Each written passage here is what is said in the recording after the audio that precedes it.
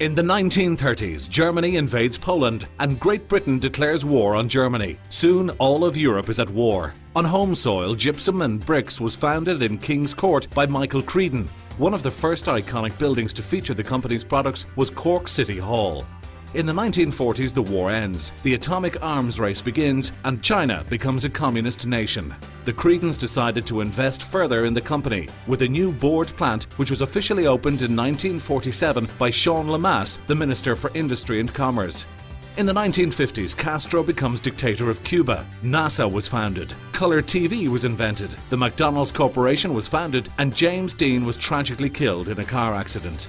2 more mines are opened to ensure continued supply for the expanding business. The company exported material to Morocco to build 500 houses for US forces. The renowned Bucyrus building, designed by architect Michael Scott, was completed in this decade, and its interior incorporated many of the company's offerings.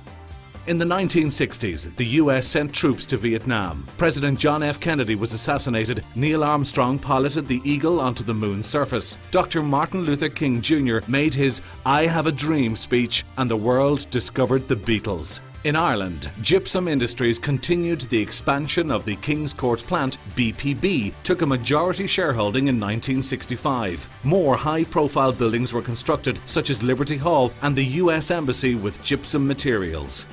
In the 1970s, Microsoft was founded, changing computing technology forever. The VCR was introduced, and rock and roll's Elvis Presley left the building. Gypsum innovates with the launch of the first dry lining boards and Artex ceiling stipple compound. The Civic Offices on Wood Quay was finally developed using Gypsum Industries products.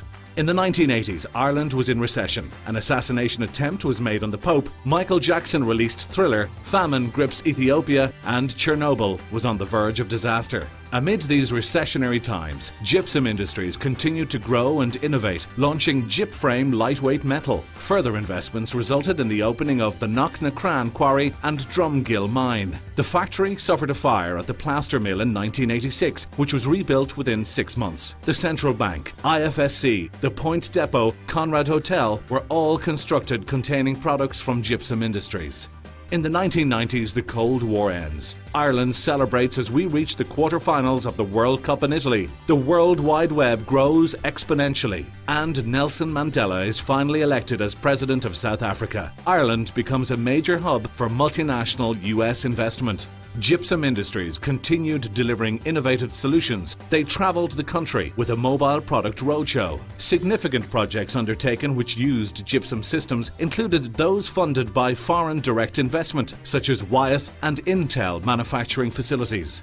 In the first decade of the 21st century, New York City is devastated by the attacks on the Twin Towers. Barack Obama, America's first black president, is elected. Hurricane Katrina causes devastation in the US, while the tsunami sweeps across the Indian Ocean. And Ireland enters the worst financial crisis in history. Gypsum Industries became part of the Saint-Gobain Group, a leading global player in construction markets, in 2005. In 2010, they opened the state-of-the-art Saint-Gobain Technical Academy. Gypsum systems were specified and used in the construction of the prestigious Dundrum Town Centre, the O2 Arena, the Aviva Stadium, and the landmark Terminal 2 at Dublin Airport. I think once we emerge from the very difficult and challenging economic climate at the moment, then the future is very bright for Gypsum Industries and indeed for its customers. We're part of Saint-Gobain, who are the world's largest manufacturers of building materials, so that provides us with financial stability. I'm working here 43 years. No, we've 4 generations. Granddad, my father, both have gone now, myself and my son. So we're the only family in Gypsum with actually 4 generations. So quite a nice thing to have, that we have spent most of our life with Gypsum Industries. It's a primary industry that generates wealth. We take a natural resource out of the ground, we process it into various different products. That is a spin-off for the people who work in the company, also our customers and the economy, the local economy and the exchequer, where everybody gains from it financially. What they made in a week that time, they're making an hour now.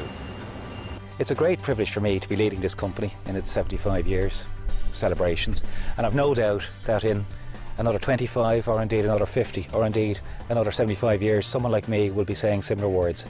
So our future is very bright. As Ireland faces a difficult future, Gypsum Industries is determined to remain at the forefront as market leader, providing innovative, sustainable design solutions for the buildings of the future.